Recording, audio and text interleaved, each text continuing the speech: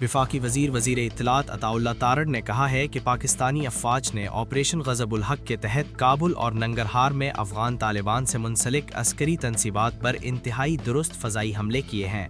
अपने बयान में उन्होंने कहा कि इन कार्रवाइयों में असलहा के गोदामों, लॉजिस्टिक मराकज़ और तकनीकी इंफ्रास्ट्रक्चर को निशाना बनाया गया, जो मुबैना तौर पर कालदम तंजीम तहरीक तालिबान पाकिस्तान समेत दीगर शिद्दत पसंद अनासिर की मुआवनत के लिए इस्तेमाल हो रहे थे।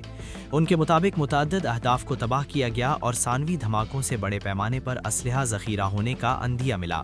वज़ीर इत्तलात के मुताबिक ये कार्रवाई मुबैना तौर पर अफ़गान सरजमीन से होने वाली बिला इश्तियाल सरहद पार फायरिंग के बाद की गई। सिक्योरिटी ज़राए का कहना है कि हमलों में ड्रोन से मुतल्लिक तंसीबात और असलहा ज़ख़ीरा करने वाले मराकज़ भी निशाना बने। दूसरी जानिब अफ़गान तालिबान हुकूमत के तर्जमान ने दावा किया है कि काबुल में एक मंशियात बहाली मरकज़ पर फ़ज़ाई हमले के नतीजे में 400 से ज़ायद अफराद हलाक और 250 ज़ख्मी हुए हैं। ताहम पाकिस्तान ने इस दावे को मुस्तरद करते हुए इसे गुमराहकुन और बेबुनियाद करार दिया है।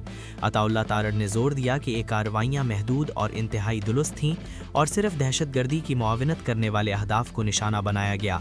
उन्होंने कहा कि पाकिस्तानी शहरियों के तहफ़्फ़ुज़ को यकीनी बनाने के लिए ऑपरेशन ग़ज़बुल हक़ जारी रहेगा जब तक इसके मक़ासिद हासिल नहीं हो जाते।